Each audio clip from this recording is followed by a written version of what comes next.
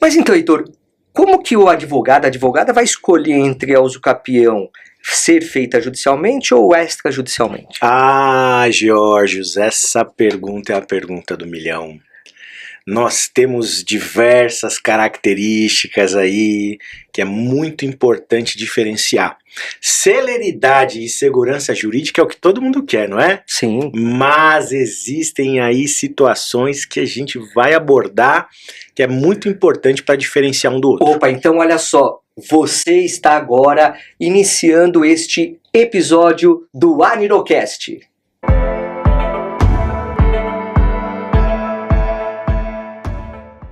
Olá, meu amigo, olá, minha amiga, tudo bem? Opa, nem sabe do que a gente está tratando aqui? Eu tô com meu amigo Heitor Freitas, que vai falar sobre usucapião, sim, a usucapião. E a gente vai falar muito sobre a usucapião extrajudicial. Mas antes de mais nada, obrigado, meu amigo Heitor, tudo bem com você? Meu amigo Jorge, tudo ótimo, uma maravilha estar com você nesse Adinocast de hoje, uma satisfação, obrigado pelo convite, para que nós possamos falar dessa linducha, dessa maravilha que eu tanto amo, que é a regularização imobiliária pela usucapião extrajudicial. É um prazer estar com você, meu amigo. Que maravilha! Aliás, cara, você para mim é uma pessoa fantástica, com conhecimento incrível e na área de usucapião você detona, meu, detona. Por isso que você está sendo convidado aí para falar, palestrar, dar aula em tudo quanto é lugar, porque você conhece do assunto e vai abrilhantar com certeza esse episódio. Mas antes, deixa eu te apresentar aqui, olha só, Doutor Heitor Ronaldo de Freitas, advogado especialista em direito imobiliário. Olha só, ele só tem especialização em Coimbra, lá em Portugal. Sim, no Centro de Estudos Notariais e Registrais da Universidade de Coimbra, em Portugal. Também é especialista em Direito Imobiliário pela EPD, Escola Paulista de Direito. É membro fundador e diretor executivo desta nossa querida Adnotária, Academia Nacional de Direito Notarial e Registral. Também é professor convidado de cursos de pós-graduação, em especial na ESA, na Escola Superior da Advocacia, na Escola Superior Universitária e no Legale Educacional. Meu amigo, é uma honra, um privilégio ter você aqui para falar sobre o usucapião extrajudicial. Obrigado, viu? Eu que agradeço. E me fala um pouquinho de você aí, sobre a tua experiência, principalmente voltada para o usucapião extrajudicial. Bom, desde quando eu comecei a já estagiar, lá em 2005, né? Até aqui a gente vive isso, o usucapião no nosso dia a dia, né? O escritório que eu comecei a estagiar na época, que hoje eu me tornei sócio, já faz um tempo, na verdade, a gente trabalhava muito com regularização pela usucapião. Na época, o judicial, né? E tomei gosto, gostei muito, veio a extrajudicialização na minha vida, né? Essa situação mais célere, vamos ver se é tão célere assim. E assim, eu gosto muito, é uma área de atuação, faço outras coisas, mas de fato a usucapião extrajudicial é, digamos assim, que toma aí grande parte da minha área profissional e acadêmica hoje em dia, né? Mas a gente lida com outras coisas também, mas o coração tá na usucapião.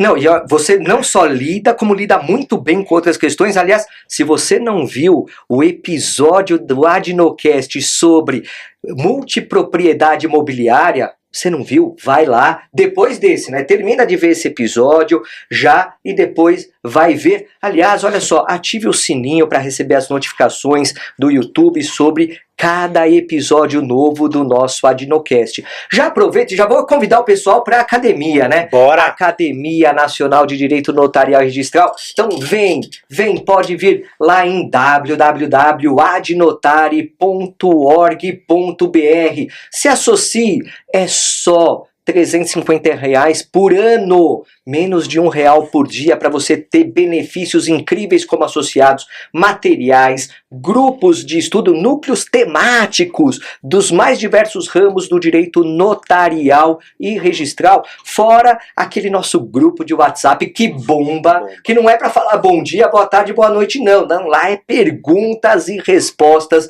opiniões. embasadas. Eu acho que é isso que é o mais importante, mais interessante da nossa academia, é ter sempre fundamento nos posicionamentos que são dados. Não é só um achismo, aliás, não tem achismo, nós temos opiniões concretas e aqui sem partido, sem bandeira, na defesa do que? No âmago da lei, da interpretação jurisprudencial, doutrinária, para você ter uma melhor advocacia. Então você é advogada, você é advogado e também qualquer profissional da área de direito imobiliário, vale a pena se associar sim à Adnotário. E também não segue a gente nas redes sociais? Vai lá pro Instagram, sim, @Adnotari. E olha só, uso capião extrajudicial é uma questão que tá lá na teoria, tem muita coisa teórica, né? Coisa que a gente lê nos livros, isso, aquilo, mas nada como aplicar na prática e sentir as dores realmente da atuação prática na usucapião. E aqui a gente não vai ficar naquelas questões básicas, usucapião ordinária, extraordinária, pró-mísero, pró-urbano, não. Isso daí, a roupa da usucapião, eu costumo sempre brincar que a usucapião é que nem roupa. Você vai ver qual é a adequada para o momento. Né? Então você vai analisar os requisitos, os critérios para identificar qual é o tipo de usucapião que é adequado. Mas vamos trabalhar de forma prática aqui com relação a usucapião, porque nós temos um problema nacional de imóveis irregulares. Sim. Né? Tanto na parte registral como na parte urbanística. Né? Mas aqui, claro, quando a gente fala em usucapião, a gente está falando mais da regularização registral dos imóveis. E a primeira pergunta que eu te faço é uma pergunta de origem. Como que a advogada ou o advogado vai identificar que a usucapião é o melhor caminho para a regularização do imóvel?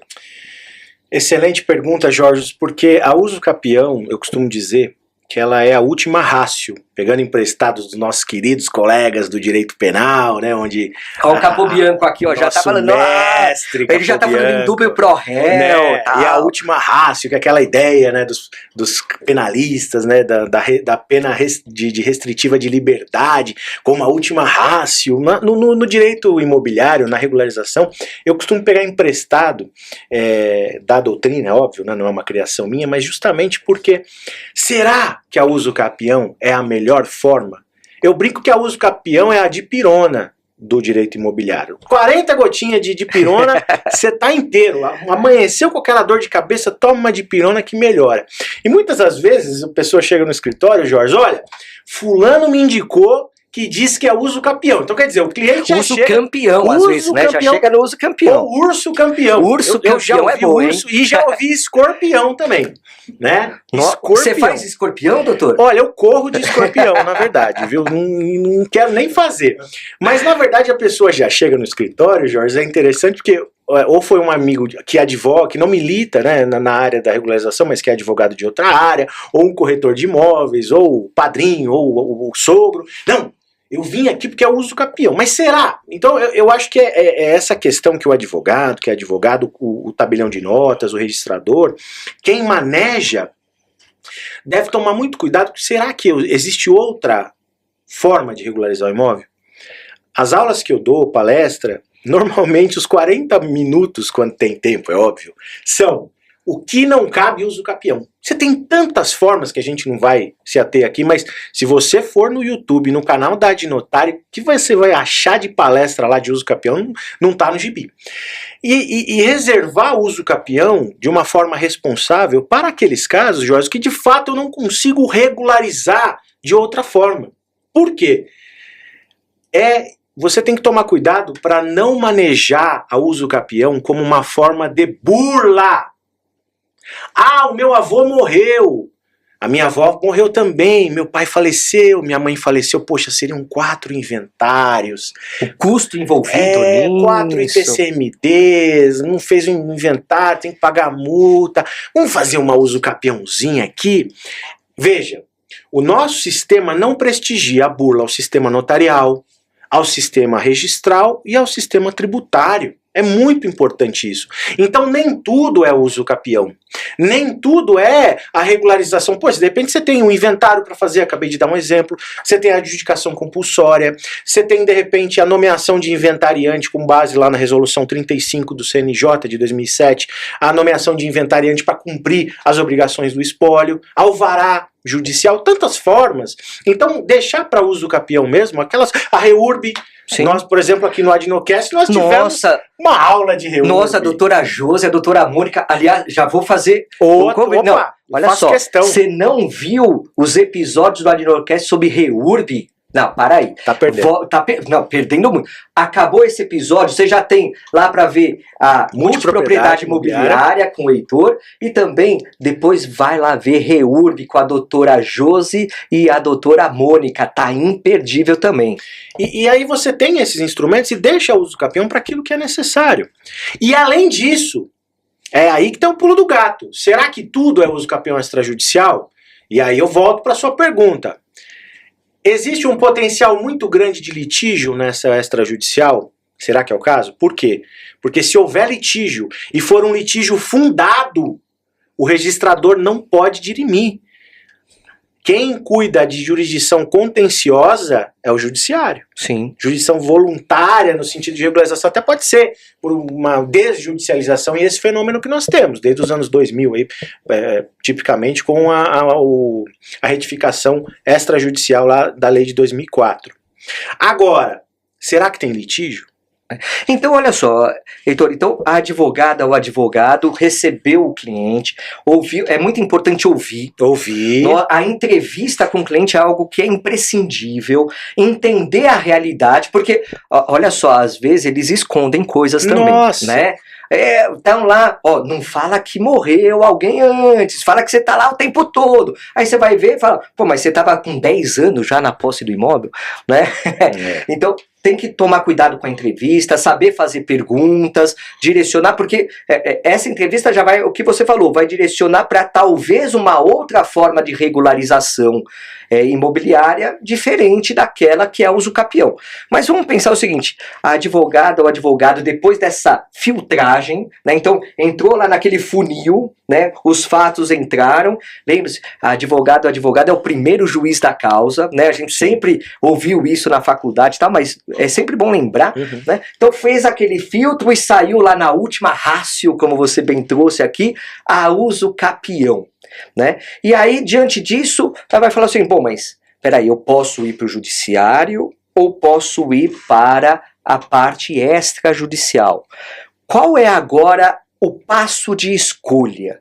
Como que a advogada ou o advogado vai poder falar, bom, o judicial é o melhor caminho, ou não, vamos tentar o extrajudicial, ou o extrajudicial é o melhor caminho, e só se der problema, como você já estava adiantando aí, só se der problema vai para o judicial. Como que é essa escolha? A primeira a gente falou da questão do litígio, a segunda a existência de interesse de incapaz. Então, se a uso capião seria contra, e é contra, né? Porque a perda da propriedade pela prescrição aquisitiva e pelo uso da posse. Marilena de Dias fala muito bem isso, né? É forma originária da aquisição, porque é uma prescrição aquisitiva da propriedade. Alguém ganha, mas outro alguém perde. Então é contra alguém. É contra alguém. Inclusive tem muitos que aquele entendem... proprietário tabular, né? Perfeitamente. Então tem muitos que entendem, inclusive, pela inconstitucionalidade da forma administrativa, uma vez que é tipicamente litigiosa a uso capião. Mas enfim, voltando para essa questão, será que a parte contrária é incapaz? Se for incapaz, é judicial, ponto. Né?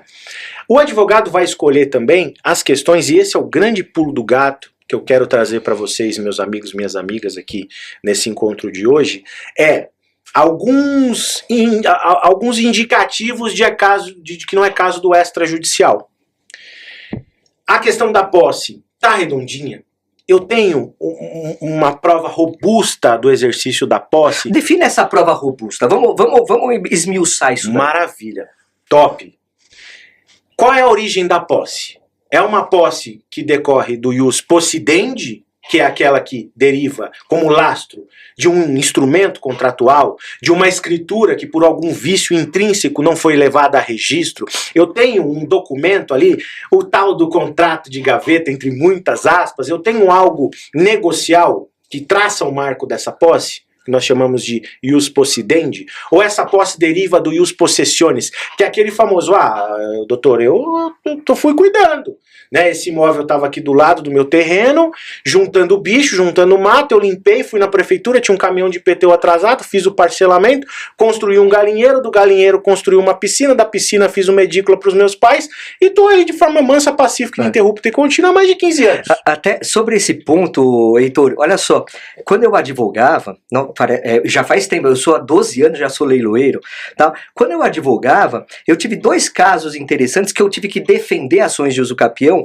Uma delas, a pessoa na petição inicial falou que estava lá por força de um contrato de locação, e no outro era por força de comodato verbal. Nossa. E foi colocado isso na petição, né? E aí, além dessa análise do fator inicial da posse, o tipo de posse exercida é importante, porque a gente precisa da posse indireta, né? A posse indireta que conduz ao uso capião, a posse meramente direta, né, não conduz. Então, a depender do status que a pessoa exerce a posse, né, se é amando de alguém, né, ou decorrente da autorização de alguém, ela acaba não ter, aí nem o uso capião vai ser usado, né? Então, é até importante, só para complementar o que você está trazendo.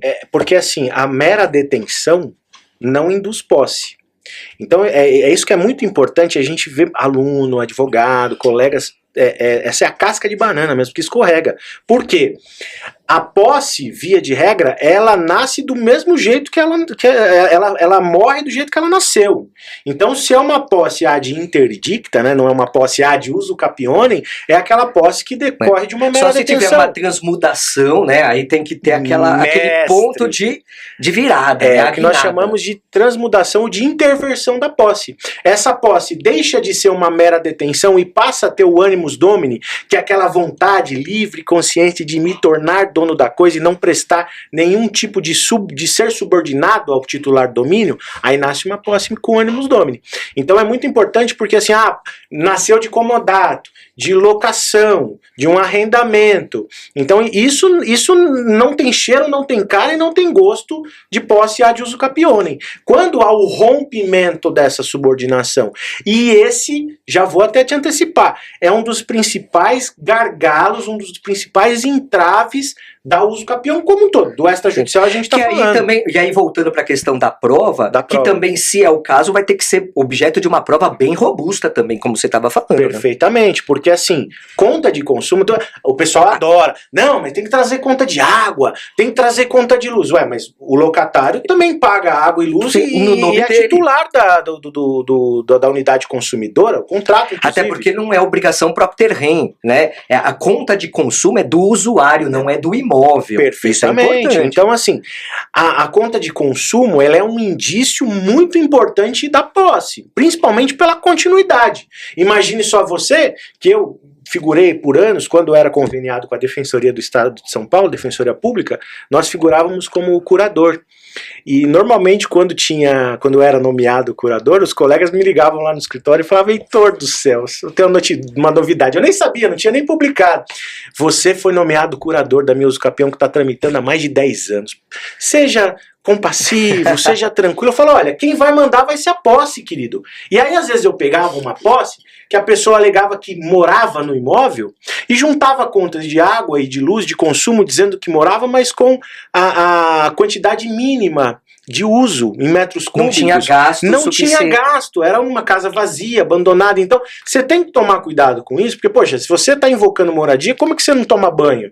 Como é que você não abre a torneira, não lava prato? Então, são esses indicativos. Então, o pagamento do IPTU... Aí vai ver, tem 10 filhos. Não é? Então, você não morava lá. Usa uma outra forma, usa a extraordinária, não usa a constitucional urbana, né? Mas seja responsável pela prova. O pagamento de IPTU é de fato um grande indicativo do animus domini. Sim. Mas na verdade até porque com relação ao IPTU, muitas vezes a prefeitura ela aceita documentos que o registro imobiliário não aceita. Sim. Então a prefeitura tem lá, você pega uma certidão de valor venal do imóvel, tá lá o nome que não, muitas vezes tá compromissário. Sim. E aí o nome da pessoa, que aí vai fazer com que, opa, peraí, tem um indício aí de que houve algum negócio jurídico que talvez a pessoa nem tenha, tal, mas que pode ser fator relevante, além dos próprios pagamentos ao longo dos anos do IPTU, né? Perfeitamente, é um grande indicativo, mas eu costumo dizer que na uso capião, em toda prova, né, em todo processo, você não tem uma prova tarifária, né? O IPTU vale mais do que as contas de consumo. Você vai colocando tudo isso nessa robustez. Então, assim, você vai montando esse quebra-cabeça e sempre contando uma boa história. A uso capião, talvez das regularizações, é que a sua história tem que ser uma história objetiva, convincente. Até porque a posse é uma situação de fato. De fato. Então você vai transformar um fato com repercussão jurídica no direito real de propriedade pela uso capião. Então você precisa ter um arcabouço fático relevante, coerente com o instituto, né? E um outro gancho que você me dá, talvez um terceiro aqui, gargalo da uso capião extrajudicial, é desconhecimento da teoria geral da posse. Não vamos falar de teoria geral aqui, mas já abordamos. Quando é detenção? Quando a posse é precária? Uma locação, por exemplo, o inquilino inadimplente, ele tem a posse precária. Quando a posse é clandestina? Quando a posse é violenta? Será que, cessados os atos de violência, nasce então a minha posse ad uso capionem? Veja, se você for lá no Código Civil, uso capião são 5, 6 artigos modestos, conceituando, exigindo os requisitos objetivos e subjetivos. Acabou. Mas o espírito, a alma da uso capião, meus amigos e minhas amigas, está na teoria geral da posse. Quando é uma posse, por exemplo, que era dos meus pais, e eu vou somar a posse. O successio possessione. Successio possessione. Quando eu adquiro a posse do Geórgios, que não vai mais ficar no imóvel, e aí eu tenho a accessio possessiones e a successio, as duas estão lá no 1243 do Código Civil. Anota aí. Então, assim, se eu não tenho essa sequência, e aí eu vou falar que não foi uma doação, foi um comodato. Né? Porque quando você fala em institutos do direito, faticamente é complicado, porque como que você vai provar que eu te doei o imóvel, ou que você comprou o imóvel, e eu do outro lado tô falando, não, mas eu só emprestei, foi um comodato, ou então era uma locação verbal, né? São vai coisas... precisar de instrução probatória. Sim, quer dizer, então a via extrajudicial já... então, olha só, vamos lá. Então, a questão da prova da posse tem que ser robusta. Robusta. Então, quando você vai para a via... tanto num quanto no outro, né? Porque a prova da posse é o que vai te dar realmente o sucesso. E outra, como você está falando de uma posse contínua, prolongada no tempo, você já tem um ingresso ou na ação ou com um procedimento extrajudicial com a prova de uma posse robusta, porque você está provando pelo menos 5 anos, né? Dependendo do tipo de uso capião que vai ser utilizada, no mais tardar 15 anos. E a familiar, por exemplo, são 2 anos, olha o perigo. Por causa do abandono. Do abandono, né, do lar. Olha o perigo, do lar. 2 anos de posse. Sim, com certeza. Então, quer dizer, mas você precisa ter a prova, né, robusta naquele inicial. Sim. Então, o que vai ser levado para o início dessa uso capião extrajudicial? Já vai ser direto no registrador imobiliário? Tem alguma coisa antes que tem que ser feita? Como que é? Bom, o primeiro passo você já matou a pau. É o advogado, é a advogada, entrevista, reunião de documentos. Vai precisar, depois disso. Que vão vir desorganizados. Vão. E outra coisa, vou te dar uma dica. Não vai na uso capião direto. Cobra um valor a título de honorários desse potencial cliente e fala, olha, eu vou cobrar um valor para viabilizar, para ver se é caso de uso capião extrajudicial ou não. Porque às vezes você, uso capião, esse frisson, essa coisa, a turma do arrasta pra cima, que... Jorge, tem alguns assim que eu tenho vontade de ser estagiário, porque assim, a uso capião em 6 meses tá pronta e não sei quantos K... A de notário não trabalha com isso, é pé no chão. Não é pãozinho na padaria. Não é. Não é. Então, assim, é pé no chão, no sentido de... você precisa convencer alguém, que é o registrador, você precisa provar né? Senão você não leva. Então, você analisou esse conteúdo probatório e acha que é interessante? Outra coisa, viu a possibilidade? Não tem cheiro de litígio? Como é que está a sua situação com o vizinho do lado de medidas? Porque você vai precisar fazer uma segunda situação, que é planta e memorial descritivo. Existem duas exceções: unidade regularmente instituída em condomínio, você não precisa fazer planta, né? Tá lá a especificação. E um lote integrante de um loteamento regular também, desde que faticamente reproduza o que está na matrícula. Tá. Documentação, planta e memorial descritivo. O arquiteto ou engenheiro que vai fazer esse trabalho técnico. Aí a terceira situação não já vai para o registro direto. Eu vou passar pelo crivo de um notário. Mas calma aí, antes disso, antes de chegar nessa parte, perceba que já tem aí um custo de um profissional que não é a advogada, não é o advogado, sim, que vai ser importante. Então, quer dizer, daquela análise documental, vai ser necessário, então, esse memorial descritivo do profissional que vai ver todos os limítrofes, né, daquele imóvel para especificá-lo, para depois dar continuidade. Então, também tem um custo envolvido aí. Tem um custo envolvido. E aí é que tem muita gente que fala, vai lá, faz a planta e traz para mim. Eu costumo fazer diferente. Porque às vezes a pessoa faz a planta e o memorial gasta, né, nada contra os colegas, porque o engenheiro, o arquiteto, a não ser que ele não tenha formação jurídica, ele não sabe o que é coisa. Bom, você está me contratando para fazer a planta. Quantos casos eu recebi no escritório que eu falei, mas por que você fez essa planta, querido? Isso aqui é adjudicação compulsória. Ah, mas eu fiz a planta. Então, assim, analisa a documentação, depois você autoriza a planta e memorial.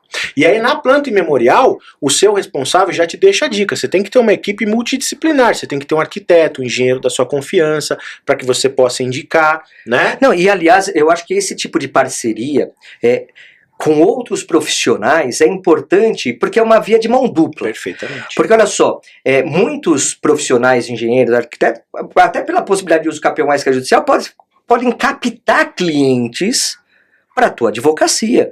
Então você, assim como você vai levar clientes para ele para fazer a planta e o memorial daquele imóvel objeto da uso capião, ele também pode trazer clientes para você. Então é importante ter esse relacionamento multidisciplinar, né? Sim. E o arquiteto engenheiro, então, ele vai fazer essa aferição das medidas e confrontações e traçar, como você bem disse, a especialidade objetiva do imóvel. Feito isso, aí então vai para o notário. Eu costumo dizer que é a primeira peneira. Na verdade, é a segunda, porque a primeira peneira você já fez no seu escritório. Essa segunda peneira é a do notário, que vai lavrar a ata notarial. Essa ata notarial que nosso amigo Marcos Kikunaga adora do ponto de vista acadêmico e entende, e eu me filio a ele dessa questão da dispensabilidade. Hoje nós temos no artigo 216A da Lei de Registros Públicos, 4 incisos, e dentre eles nós temos a ata notarial para constatação dessa posse e tudo. E aí então ele vai perquirir todas essas provas, os documentos de posse apresentados, analisar a questão da planta, do memorial. E assim, se ele entender que há um lastro, veja, ele não diz o direito. Ele diz o seguinte, olha, pelas provas que me foram apresentadas, pela diligência que eu realizei no imóvel, conversei com o vizinho, de fato o imóvel está bem cuidado, conservado, aparentemente a pessoa mora no imóvel, a família, então ele lavra uma ata notarial. Essa ata notarial que tem as suas percepções sobre aqueles fatos que lhes foram apresentados. Acabou? Não. Tem um custo aí. Qual é o custo envolvido nessa ata notarial? É variável? É fixo? Como que é? Então, é sobre o valor do imóvel, né? Aqui em São Paulo, capital, o tal do valor venal de referência. Né? Que é esse valor venal de referência persegue, né? Persegue aqui em São Paulo, né? E aí, assim, eles entendem que é pelo valor venal de referência, em outros municípios pelo valor venal do imóvel. Ou se for rural, pelo valor lançado no ITR. Dá para judicializar essa questão do valor venal de referência? Eu penso que sim. Só que aí é que vem a questão. Normalmente quem opta pelo uso capião extrajudicial que quer celeridade. Entende? Mas aí você tem que tomar cuidado. Talvez um mandato de segurança. Se consegue uma liminar no mandato de segurança, seria interessante. Mas aí você vai ter que fazer um orçamento específico para isso. Você tem razão. Dependendo do valor, né, se o valor venal de referência, a gente tem que é 800 mil reais, o venal de referência está 1.200, 1.400, e há uma significativa valor, porque são faixas, né? A Lei 11.331 de 2002, salvo erro, que é a lei que institui os emolumentos. O emolumento tem natureza jurídica de taxa, e aí a competência para regular, para tributar é dos estados. Então nós temos aqui em São Paulo as faixas. Sim. Então um imóvel de 0,01 centavo até tantos mil reais vai estar na faixa lá. Então tem que tomar muito cuidado na hora de fazer o orçamento, e por isso que é importante, Jorge, porque assim,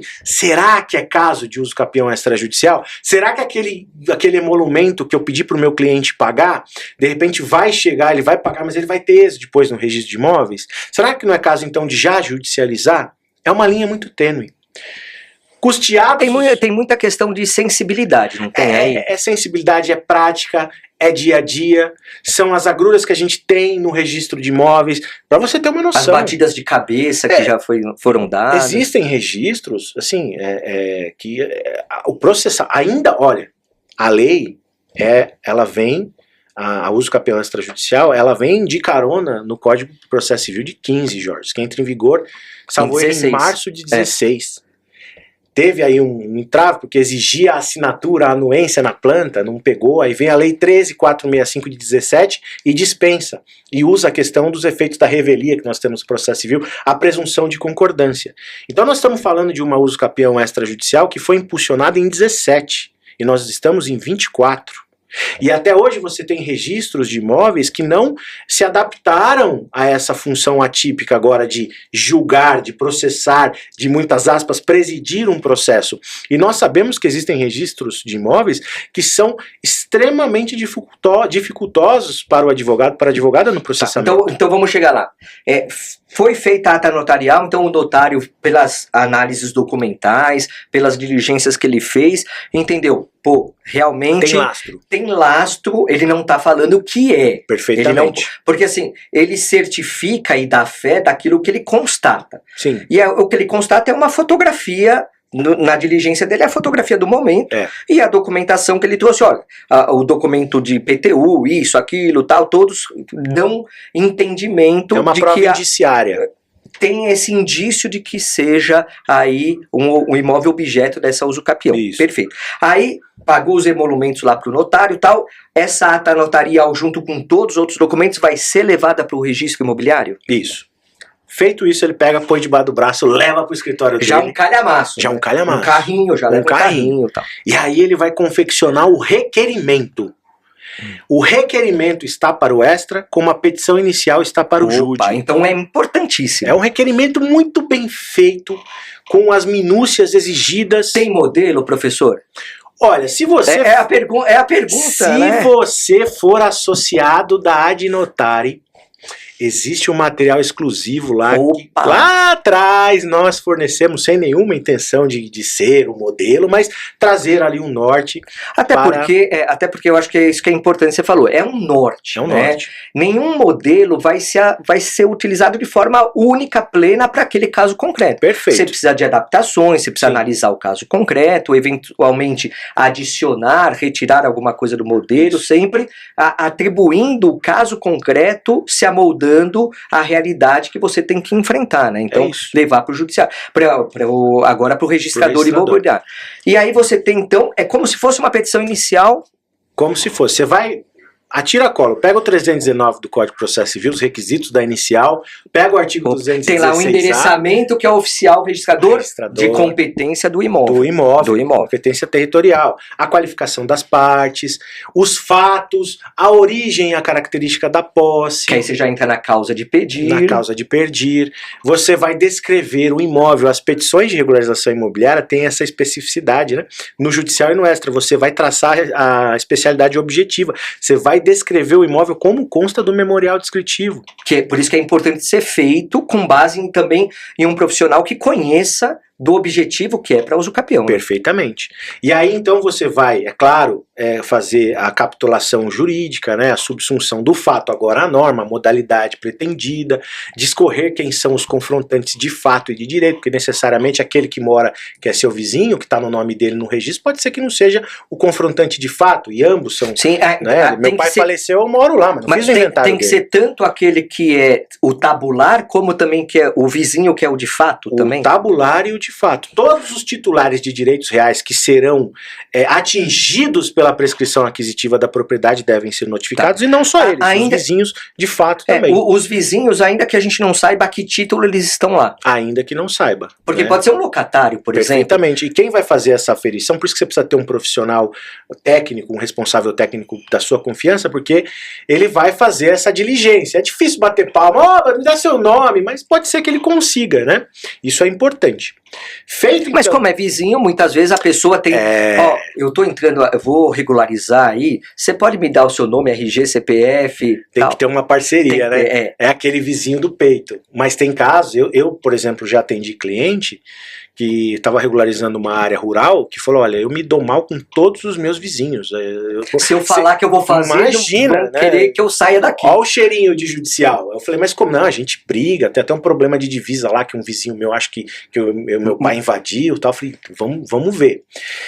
Então é toda essa questão, eu faço o requerimento... Aí é que volta pro passo 1, escolher se é judicial, ou não. E aí eu faço esse requerimento, assino, reconheço firma, vou juntar a procuração, e aí, no caso, ata. É diligente pedir para que o próprio cliente assine e reconheça a firma dele e você assine como advogado conjuntamente? Olha, é prudente, né? Embora... Porque assim, como está sendo... Eu sempre tenho essa preocupação, porque você está relatando... Se fosse judicial, seria outra história, porque aí é mais tranquila a interpretação sobre o que você põe, mas você está colocando lá fatos que você obteve dessa pessoa, né? Que podem interferir, inclusive, no resultado final. Sim. O que eu costumo fazer, eu pego a petição, a minuta da petição inicial, e lá no final, eu coloco de acordo, ele li atentamente e declaro que e aí eu guardo no meu arquivo. Olha que dica importante, e aí é responsabilidade da advogada, do advogado que a gente tá falando aqui. Porque depois é que vai falar, não, mas não foi isso que eu falei. Mas peraí, não, você deu o seu de acordo, você tem os relatos, né? Por isso que essas trocas de mensagem, tudo que você puder documentar é importante, porque vai que... E o cliente sempre vai falar assim, mas o senhor não colocou o galinheiro do começo da posse. Você me contou do galinheiro do começo da posse? Hoje com tecnologia você até grava, faz uma... né, porque depois você vai fazer a redação da peça, você vai ouvindo o cliente, mas é importante você ter essa anuência com relação aos fatos, né? Sim. Petição de uso capião, 80% é fato. Sim. Né? E aí, com esse requerimento, com toda a prova, com ata, com planta, você vai levar para o registro de imóveis. Acabou não, é lá que começa. Porque o registrador, ele é o, entre muitas aspas... Até agora foram só os preparativos. Só os preparativos. E olha quanto trabalho deu. Sim. Quanto tempo leva mais ou menos esses atos preparativos? Aí vamos pensar lá, o cliente chegou no teu escritório, porque assim, uma das coisas que todo cliente quer saber, doutor, quanto tempo vai levar? Doutora, quanto tempo demora? Essa pergunta, aliás, se todo advogado soubesse essa resposta, estaria milionário. Com certeza. Né? Com certeza. Então, assim, é uma pergunta que não quer calar, todo mundo vai querer saber. Então, assim, é claro que você não vai dar, tal prazo, mas em média, né, pensando numa situação ideal, da entrevista com o cliente, realmente fez aquela depuração, identificou que é caso de uso capião, primeira coisa, uso capião. Não tem cheirinho de judicial, né? Uhum. Vai pro extra. Tá. E aí, quanto tempo mais ou menos até chegar no registrador? Esse requerimento inicial. Jorge, o mundo ideal para mim seria, assim, chutando muito alto, 2 meses. Né? De 60 a 90 dias da primeira entrevista até a assinatura da ata notarial em cartório. Tá. Só que nós sabemos que, assim, na prática é muito relativo isso. Por quê? Primeiro que, assim, se você está numa cidade com um tabelião de notas, o volume de trabalho você vai entrar na fila da preferência lá. Ali você tem inventário, você tem escritura de venda e compra, doação. Para ele tem também a questão territorial? Tem. Isso é importante, hein? A 8935, que é a lei que regula a atividade notária registral, traça o princípio da territorialidade. Nesse sentido, que o tabelião ele não pode se deslocar da sua comarca, da sua área de atuação. Então, se pressupõe que ele vai fazer a diligência no imóvel, se há uso capião em Guarulhos, não pode o tabelião de notas de São Paulo e fazer essa diligência de constatação. Então tem que ser do local do imóvel. É claro que você vai ter cidades que tem vários tabeliões de nota. Aqui em São Paulo você tem mais de 30. Sim. Não, mas não é a realidade. Olha, Não é a realidade. Você tá nos vendo do Brasil inteiro. Aí na sua cidade, por exemplo, é só um notário e registro você pode ter 18, como é capital, mas vai ser aquela circunscrição imobiliária da origem do imóvel. Tá. Né? Ou você tem casos da origem, era o primeiro, aí é aquela via sacra, né, meu amigo? Você trabalha com isso também, você sabe. Era do primeiro registro de imóveis, aí depois foi pro 10º, aí depois foi pro 18º, e aí você vai tendo que pegar as transcrições de todos para somar e fazer a cadeia dominial. Mas, de repente, você tem cidades que só tem um tabelião de notas. E às vezes você tem 2, 3 escreventes que o cara faz inventário, doação, permuta. Que já é um volume gigantesco. E a uso capião extrajudicial, meus amigos escreventes que vão me assistir, vão concordar comigo. É chata, Jorge. É chata. Porque você precisa analisar, é toda uma responsabilidade. Você precisa juntar, digitalizar documento, pedir prova da posse. Então o escrevente, não que ele não goste de fazer, mas assim, ele vai ser mais criterioso. Isso para te dizer tudo, que tem cartório que às vezes demora 2, 3, 4 meses para fazer a ata notarial. E aí o advogado tem que estar diligente. Então isso é importante para aquela colocação do tempo, né? Porque você tem serviços de terceiros, vamos falar de serviços porque até o Kikunaga defende que é aplicável, eu concordo com ele, com a defesa do consumidor para o serviço notarial, né?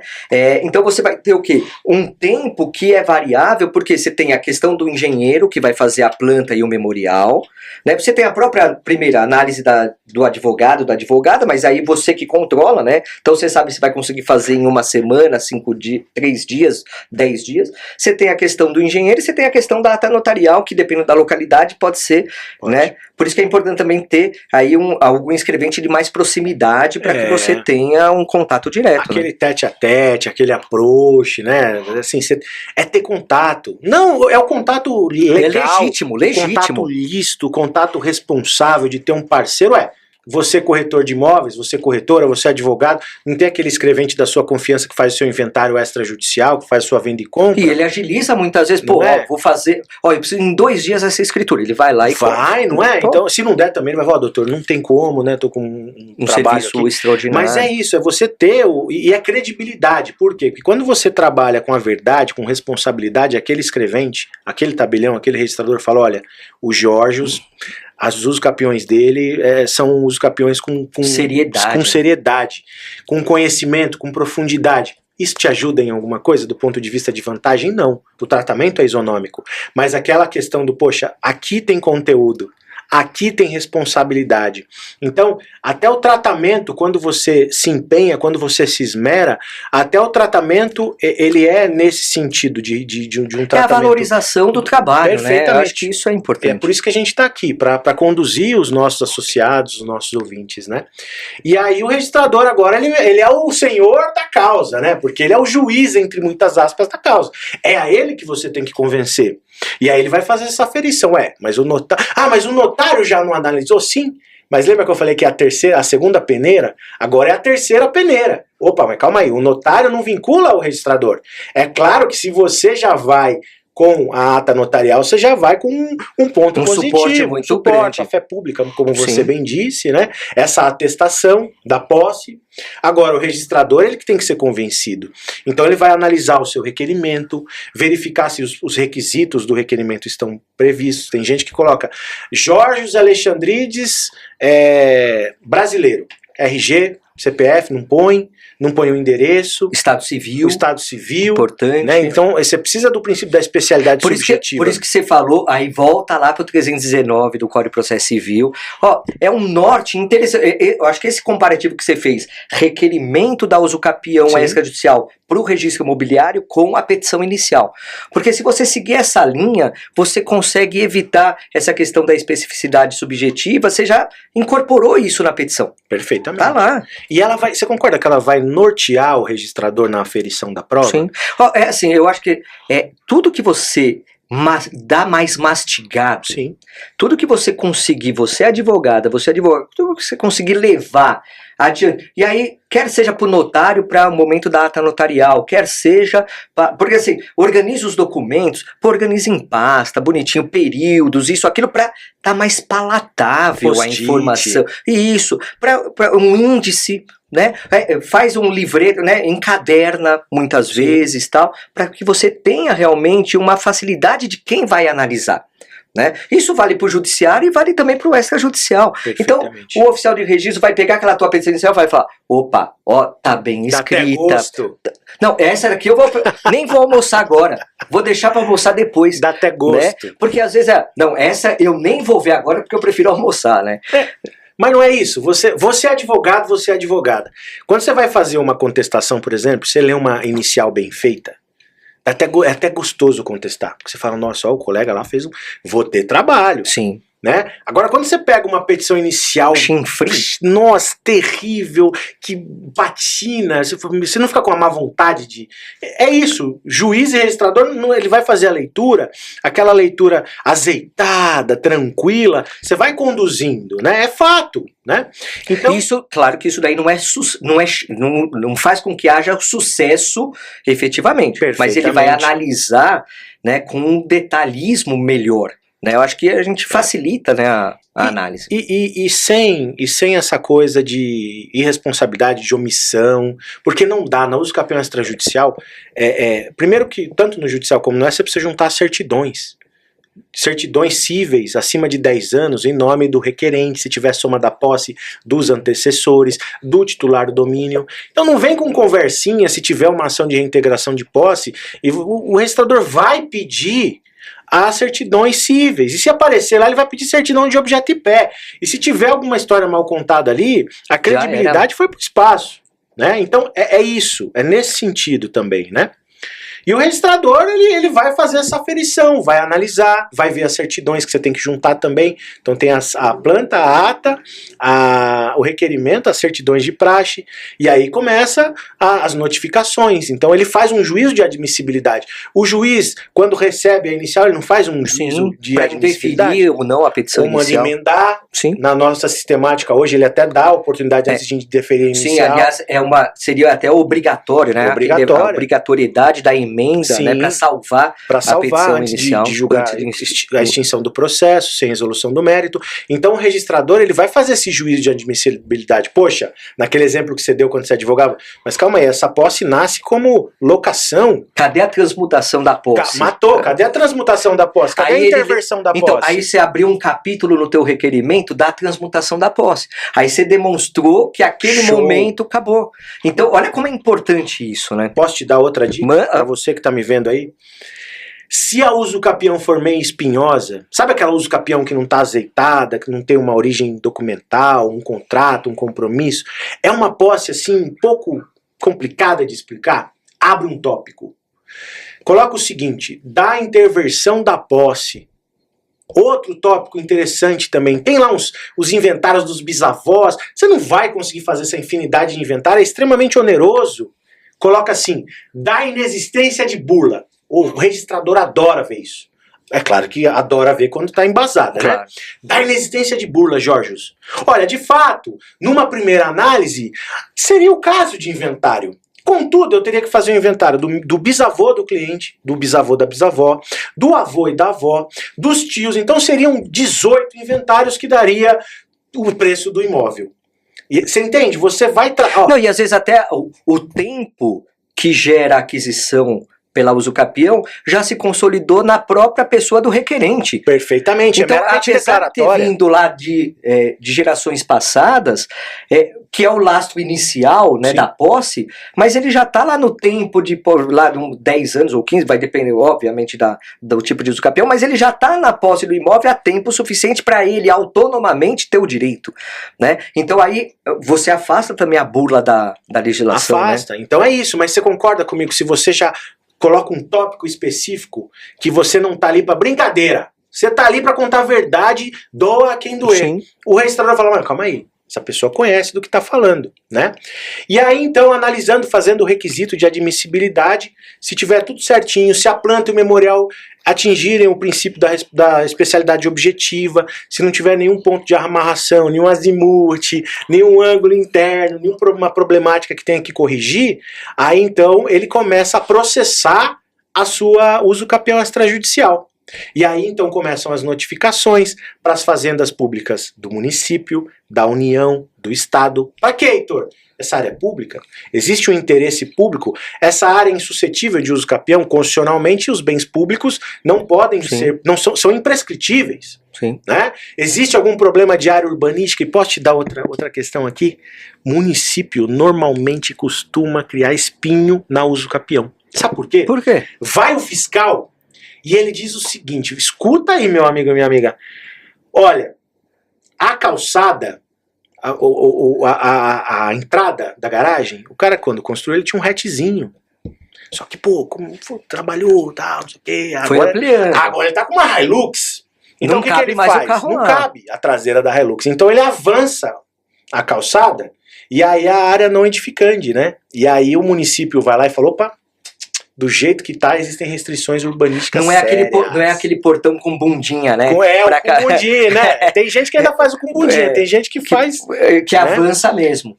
O recuo entre as laterais, a janela. Então assim, Heitor, mas calma aí. Uso capião não é modo originário de aquisição da propriedade? Poderia o município contestar? Olha, tecnicamente, é modo originário de aquisição da propriedade e as restrições urbanísticas não impediriam a aquisição da propriedade. Mas tem muito município que contesta.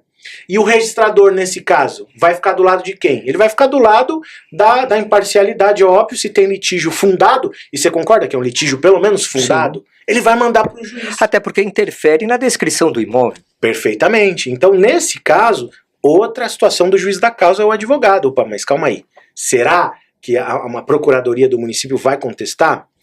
Notifica as 3 fazendas, notificam os titulares de direitos reais, o titular do domínio, e aí é que pega. Por quê? Você tem transcrições precárias, Jorge, você sabe disso. Com certeza. Assim, é Heitor Freitas, também conhecido como Heitor de Freitas, RG tal, casado com Laura, que é minha esposa, CPF SIC, em comum. E sim, residente domiciliado na Avenida Paulista número 10. Você vai na Avenida Paulista número 10, tem um espigão de 40 andares. Ou às vezes o endereço do próprio imóvel que é o objeto. Não é? Então, e aí outro pulo do gato para você, meu amigo e minha amiga. Essas descrições imperfeitas, essas qualificações imperfeitas dão trabalho. Porque assim, em homônimo. Sim. Imagine só, Heitor Freitas, tem quantos no Brasil? Então, George José Elias Bernadette esse é o sonho de todo advogado. Sou eu. Não, né? Vai ter homônimo.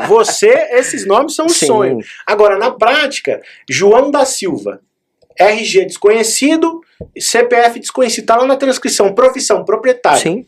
Até porque a gente tá falando de coisa de tempos, né? Não é? Isso acontece muito. E esse é o gargalo da usucapião. Por quê? Porque o registrador, se você não esgotar as chances de notificação dessa pessoa, você não consegue levar a cabo a sua usucapião. Porque você tem que ter certeza que... Porque assim, é tão grave a perda da propriedade. E aí, voltando ao que você falou, a propriedade é garantida constitucionalmente, né, cláusula pétrea, artigo 5º.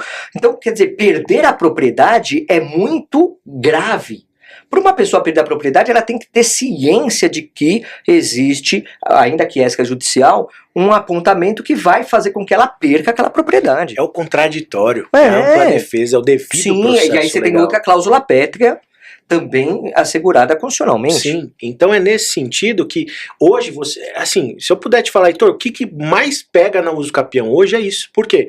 Porque você não tem notícia do paradeiro desse titular do domínio, que normalmente já morreu. Você pegar uma transcrição, eu tô com um caso de uma transcrição de 1908. Não, deve estar vivo ainda. Deve, né? Matusalém, né? Então assim, 1908, olha a loucura, Jorge. Provavelmente essa pessoa para ser otimista, é bisavó do atual Sim. membro da família hoje. E aí o registrador ele vai querer essa sequência, que muitas das vezes você não vai achar no registro civil, as certidões de óbito. E hoje tá mais fácil até. Até tá. Mas não é garantia, né? Não, e você entende? Então é nesse sentido de você fazer a árvore genealógica. Eu, como advogado, quando eu tô viabilizando a usucapião, eu faço a árvore genealógica, tento pelo menos. Né? Poxa, mas esse titular domínio dessa transcrição de 1908, a chance disso dar pepino no extrajudicial é enorme. Até porque ele adquiriu já com uns 20, 30 anos, né? Não é que ele nasceu com o registro lá, né? Então é de 1800, do século XIX. Sim. E as famílias antigamente eram para ser aquelas famílias, né, de 4, 5, 6 filhos. Nossa. Quantos netos tem? Quantos bisnetos tem? E aí é que vem esse impasse, porque o registrador, ele vai querer notificar todos dessa cadeia sucessória. Até porque você não tem... Se encontrar um inventário aberto ainda, em andamento, você tem o inventariante com os poderes para representar o Monte Mora aí, mas é uma exceção também, né? Não, claro, e outra coisa que o cartório pede, o registrador: apresente certidão de objeto e pé do inventário, mas o inventário tramita em segredo de justiça. Às vezes você faz uma petição, pede desarquivamento, e o juiz defere, entende a situação. Mas tem muito juiz que fala, não, essa parte é uma parte que é isolada, não é parte no processo, é segredo de justiça, Sim. Indefere o desarquivamento. Falam que não tem interesse. Não tem interesse, perfeito. Então não habilita. E você não consegue a bendita da certidão de objeto e pé e o registrador não dispensa. Isso é a prática do dia a dia da advocacia, né? Então você tem que ter, para diagnosticar uma usucapião com seriedade, até no seu escritório, você tem que pegar a certidão Jorge é o possuidor, já pede, antes de fechar com Jorge o extra. Pede certidão dos Jorges, se tiver cônjuge do cônjuge, se for antecessor dos pais, dos avós, do titular do domínio. Sim. Você precisa conhecer quem dá orçamento Jorges. Tem colega, nada contra, coraçãozinho, beijo, mas tem colega que fala o seguinte: me dá 50 mil. Exemplo, tá? Me dá 50 mil. Nesses 50 mil... Me dá 50 mil e 6 meses. Né? Eu vou pagar planta, eu vou pagar nata, eu vou pagar registro. Esse é corajoso. Por quê? Porque se surge alguma diligência a mais, o cliente vai virar para você: mas doutor, eu te paguei os 50. Sim, pacote fechado. É pacote fechado. Então, dar orçamento de uso capião sem viabilizar, por isso que eu digo e repito: cobra um honorário do cliente e fala, ó, posso dar um exemplo? Ó, eu vou te cobrar 5 mil reais para viabilizar. E nesses 5 você vai fazer as pesquisas, pedir certidões, pedir certidão dos confrontantes para saber quantas pessoas você vai ter que notificar. Fechou? Viabilizou? Veja, você não está dizendo que ganhou. Mas você está falando, ó, existe um fundamento forte. Sim. E você pavimentou o futuro também. Perfeito. Você está pavimentando a via da usucapião, né? Se for judicial, você cobra os 5 mil, dá um desconto para ele, entra como entrada dos honorários. Se for extrajudicial, mesma coisa. Você já faz esse valor como se fosse uma entrada. Ou até se for outra forma de regularização. Porque pode ser, você pode encontrar nesse meio, nessa análise, que seja outra forma, uma adjudicação compulsória, ou uma REURB, tal, qualquer outro tipo, perfeitamente. Então é conhecer as pessoas que você vai notificar. Tem caso de usucapião que eu peguei, que a pessoa falou assim, ó, Heitor, me indicaram você, o outro colega não conseguiu tocar, porque ele achou, né, que tá... Quando você vai pegar, você tem mais de 40 pessoas para notificar, Jorge. Assim, com descrição precária na transcrição. Sim.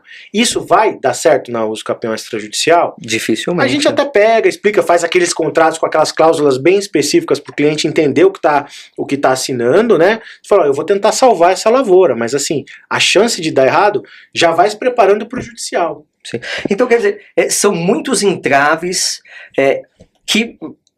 Mas pelo que você me disse, tudo é possível de ser aferido nessa fase de análise primária. Sim. Né? Então, quer dizer, você consegue antever muitos problemas antes deles acontecerem.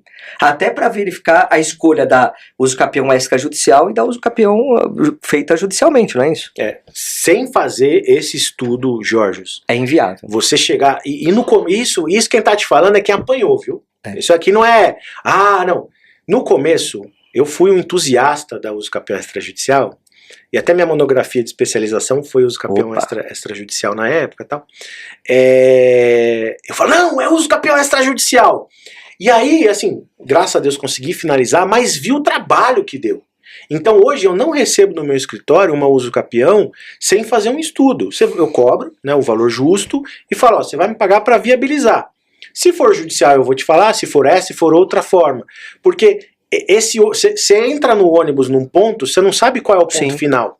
Entendeu? Sim. Então é isso. Se você não é o senhor da situação, você vai ser passageiro. Sim. E eu não gosto de ser passageiro na usucapião, eu gosto de conduzir o carro. Lógico. Não gosto de sentar e aí, indo lá pro procedimento, pra gente finalizar esse procedimento, fez as notificações. Se alguém impugnar, aí vai para o judiciário. Legal, maravilha. Antes, nós não tínhamos essa especificidade. Então, o que o 216A falava? Se houver impugnação, o registrador encerra e manda para as vias ordinárias. Via de regra, o que ele faria? Ele pega todo o processo, encerra, dá uma nota fundamentada e isso vai ser distribuído lá no cartório distribuidor, se for mais de uma vara, e aí o juiz vai conduzir. Vai lá para a vara de registros públicos ou quem fizer às vezes. Se for especializado ou quem fizer às vezes, uma vara civil, por exemplo, uma comarca menor. E aí você vai ter um prazo para emendar a inicial e adequar agora os requisitos da petição inicial e vai conduzir lá. Só que com a alteração legislativa da 13465 Perdão, acho que não foi a 13465, mas nós tivemos uma alteração, que acho que foi a 13782, que diz o seguinte: agora não é toda a impugnação que vai obstar o uso capião. Agora é o seguinte: se a impugnação for infundada, Georgios, pode o registrador afastar essa impugnação infundada e seguir com a uso capião. Então já dá um poder discricionário. Reduzido, mas discricionário. Tá. Isso quer dizer o seguinte: dependendo da sua impugnação, eu sou vizinho. Tá. Beleza. O Jorge invadiu minha propriedade, tem uma sobreposição de área. Então eu pugno pela rejeição. Ok, mas você juntou uma planta, um memorial, uma contraprova? Não, eu só acho. Você vê, é uma impugnação vazia. Então uma impugnação vazia, ela pode ser afastada pelo oficial do registro de imóveis e confirmada pelo corregedor permanente do registro. Tá. Agora, se for uma impugnação séria, nesse mesmo exemplo, olha, você invadiu a sobreposição de área, eu já te notifiquei umas 2 vezes, ingressei inclusive com uma ação judicial contra você, tá aqui cópia do processo, e tem meu engenheiro com a contraprova. É uma impugnação robusta de conteúdo. E como o oficial não vai decidir, porque ele não tem a competência para decidir, ele fala, opa, vou refutar aqui, encerra e manda. Esse filho não é meu, manda pro juiz da vara então, que vai resolver. Olha só, aqui pra gente fechar aqui, porque a gente tenta falar, mas não consegue falar. Eu espero que vocês aí estejam gostando, porque a conversa, o bate-papo aqui é falar com o Heitor é uma pessoa fantástica que conhece, né, efetivamente. Então, assim, em resumão aqui, não é fácil o caminho da usucapião extrajudicial. Não. Mas ele pode ser melhor feito se você tiver essa análise prévia, tiver essas escolhas. E olha só como o conhecimento do advogado, da advogada é importante no caso concreto. Então olha só, não fique afoito por cobrar. Eu acho que eu vou tentar tirar algumas lições do que você falou, né? Não fique afoito por pegar o cliente e dar a solução sem analisar. Primeiro, isso daí você não pode fazer em nenhum caso, muito menos um caso de uso capião. Sim. Primeiro que você nem sabe se vai ser a uso capião para aquele caso. Se é uso capião, você vai ver se tem aquele que você fala do cheirinho. O cheirinho da uso capião judicial, né? Se é extrajudicial, você ainda também tem que pavimentar o seu caminho, né? E aí eu acho que o principal gargalo não é nem a questão da planta com a descrição, talvez nem a ata notarial, porque você já tem uma prova embasada e ele vai fazer as diligências e tal. Mas a questão, acho que pega mesmo, são as notificações. Pelo que você falou, é isso que talvez faça com que você pense mais ir para judicial do que para extra, né? Matou a pau, Jorge. Posso ir embora? Não, mas é isso, meu amigo. Não é? Assim, dica de ouro. Pede a transcrição ou a matrícula, saiba a origem. Veja quantas as pessoas você vai ter que notificar nessa matrícula ou transcrição. Veja se tem RG e CPF, se tem endereço. Acabou? Pede transcrição ou matrícula dos confrontantes lado direito, esquerdo e fundos. Veja qual é o número de pessoas a serem notificadas e se há informação sobre os dados dela. Se houver, associado às outras coisas, pode ser assim, tem um casal que é o titular domínio ou uma construtora, do lado direito um casal, vamos colocar aí 6 pessoas, 7, tá com cara de uso capião extrajudicial. Por outro lado, pegou um imóvel que você tem entre titular domínio e confrontantes, além dos confrontantes de fato, mais de 20, 25, 30 notificandos. Cuidado, meu amigo, minha amiga, porque o registrador, para finalizar essa prosa, o registrador não tem o que o juiz tem. O que o juiz tem? Além de outras coisas Os que o registrador... meios de pesquisa, tudo. Meu amigo, ele pega seu CPF, ele joga no Cisbajude, ele joga no Infojude, no Renajude, ele descobre até aquela conta, salário que você fez no estágio na que época você de não faculdade. declara imposto de renda porque não sabia, não lembrava. Ele descobriu. É. Agora, aquele corcel 1900 e tanto que o seu pai tinha, ele vai achar aquele corcel amarelo, lindo, né? Aquele Del Rey. Pô, o Del Rey foi meu primeiro carro. Nossa, o Del Rey era Caraca, lindo. E tinha mano, tudo. o reloginho. Tinha Nossa. tudo. Tinha tudo. Não, era maravilhoso, maravilhoso. Era luxo. Não, depois que eu vendi, eu comprei ele de volta, cara. Mas não, depois eu sou apaixonado eu por Del também. Rey. E aí, então, ele vai achar esses dados. Só que o registrador, isso é uma demanda que a advocacia tem que ter, no sentido de cobrar esses instrumentos para o registrador, porque o registrador ele só tem a base de dados do ANR, né? E aí ele não tem, então ele não consegue procurar o CPF, pelo CPF, o endereço das partes.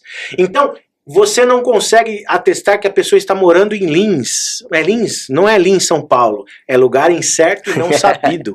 Então, se eu não consigo... edital, né? Se eu não consigo atestar que a pessoa está em lugar incerto e não sabido... Bom, você no leilão deve tomar um cuidado enorme com essa questão do edital, com as nulidades, com os vícios. Não sei se eu estou equivocado. Claro.